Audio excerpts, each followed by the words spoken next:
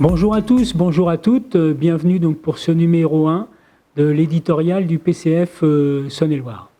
Aujourd'hui, 3 thèmes que je souhaiterais aborder. D'abord revenir sur les européennes, parler de la santé et des hôpitaux, et enfin terminer avec la réforme des retraites. Alors sur la question des européennes, chacun a pu le constater, le PCF a été en recul et en échec sur cette élection européenne, avec seulement 2,4% des suffrages exprimés et seulement moins de 600 000 votes qui se sont portés sur le candidat communiste. Alors bien sûr, il y a beaucoup de déception chez les militants, ça peut se comprendre, et il y a besoin de comprendre ce qui s'est passé.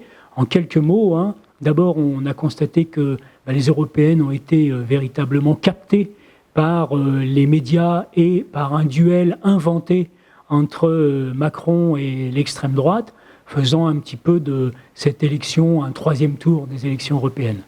Deuxième élément, on a constaté une gauche extrêmement morcelée, pour ne pas dire éclatée, et cette absence de dynamique de la gauche, eh bien, toute la gauche l'a payé très cher, et le Parti communiste également.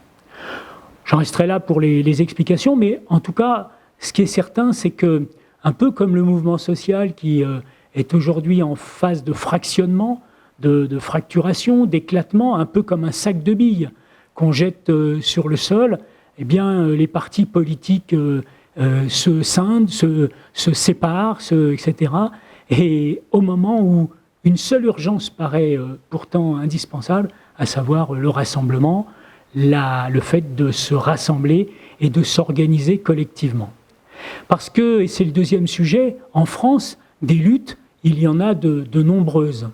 Et dans tous les domaines, et en particulier dans le domaine de la santé et des hôpitaux. Parce que la politique qui a été conduite depuis des années par les gouvernements dits de gauche qui se sont succédés, et ceux de droite, dont on ne doute pas qu'ils sont de droite et qu'ils l'ont été, ces politiques font beaucoup de dégâts. La santé n'est pourtant pas une marchandise, elle n'est pas à vendre. Les hôpitaux ne sont pas des entreprises et pourtant c'est comme ça qu'ils sont traités. Alors partout en France, la fermeture des hôpitaux, la fermeture des maternités, la fermeture les difficultés rencontrées dans les urgences, ces problèmes-là font qu'il y a des gens qui luttent, qui se mettent en situation de lutte, qui se mettent en grève, qui attirent l'attention, comme par exemple la célèbre vidéo des infirmières et infirmiers d'Avignon, pour dire leur souffrance et dire combien les choses vont mal.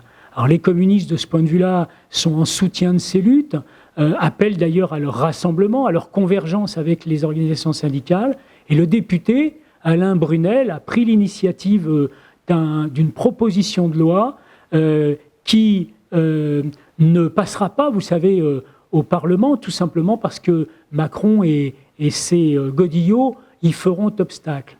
Et donc, pour que cette pétition passe, ce projet de loi passe, il a été prévu de mettre en place une pétition. Cette pétition, si elle recueille 1 million de voix, permettra à la proposition de loi du député d'être présentée au Parlement.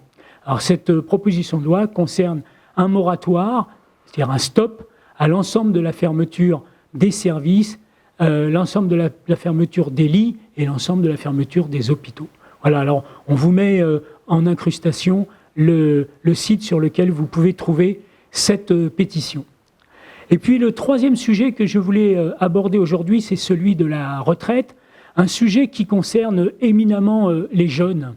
Parce que la retraite, telle qu'elle est aujourd'hui imaginée par le gouvernement Macron, c'est un très mauvais coup qui est porté à l'ensemble du système de solidarité, avec 2 points principalement qui sont d'ores et déjà annoncés.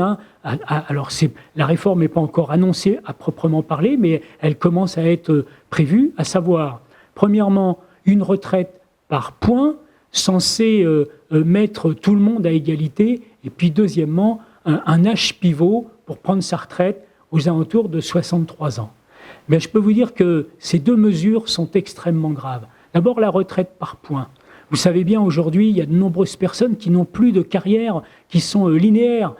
plus personne ne travaille 40 ans ou 42 ans d'affilée dans ce pays, puisque le chômage est important. Il y a 6 millions de demandeurs d'emploi qui sont soit en situation de chômage intégral, soit en contrat précaire. Eh bien, évidemment, quand ils seront dans cette situation-là, ils ne cotiseront pour aucun point. Ce qui n'est pas du tout le cas aujourd'hui sur le système des annuités. Les femmes qui vont être en congé maternité ou bien qui vont prendre un congé parental, toutes ces catégories de population n'auront pas de points. Et au final, il y aura une grande différence entre les gens qui auront eu une carrière à peu près continue et puis ceux qui auront eu des carrières hachées, qui devront attendre encore plus longtemps que les 63, 64, 65 ans pour avoir une retraite complète. Et deuxième élément sur cette question des retraites, c'est la question de l'âge pivot. Aujourd'hui, on parle de 63 ans, hier 62, voilà, etc. On recule sans arrêt sur ces questions. Certains pays sont à 67 ans. Mais quel sens ça a de travailler jusqu'à 67 ans ou d'être obligé de travailler jusqu'à 67 ans quand il y a 6 millions de demandeurs d'emploi? Ça n'a aucun sens. Il y a des gens qui sont épuisés, qui vont au bout. D'ailleurs, ça se voit dans les assurances maladie, les arrêts de maladie, les accidents de travail, un certain nombre de choses comme ça, les contrats précaires qui concernent massivement maintenant les personnes de plus de 55 ans. Et à l'autre bout de la chaîne, ou plutôt au tout début de la chaîne, il y a un nombre jeune, personnes un peu moins jeunes, qui sont sans emploi. Mais qu'est-ce qui se joue là pour le gouvernement? Pourquoi il ne prend pas les bonnes mesures? Parce qu'il est au service du patronat et que les 300 milliards que coûtent les retraites s'opposent aux 300 milliards qui sont versés aujourd'hui en dividendes et profits à l'ensemble du capital financier, aux banques et aux actionnaires. Il y a un match qui est joué, qui est masqué, mais il y a un match entre ces 300 milliards qui profitent à tous, à 27 millions de personnes aujourd'hui, et puis les 300 milliards qui profitent qu'à quelques-uns et qui sont engagés.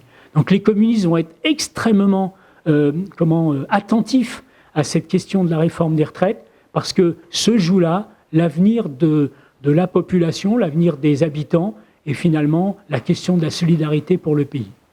Merci et au mois prochain.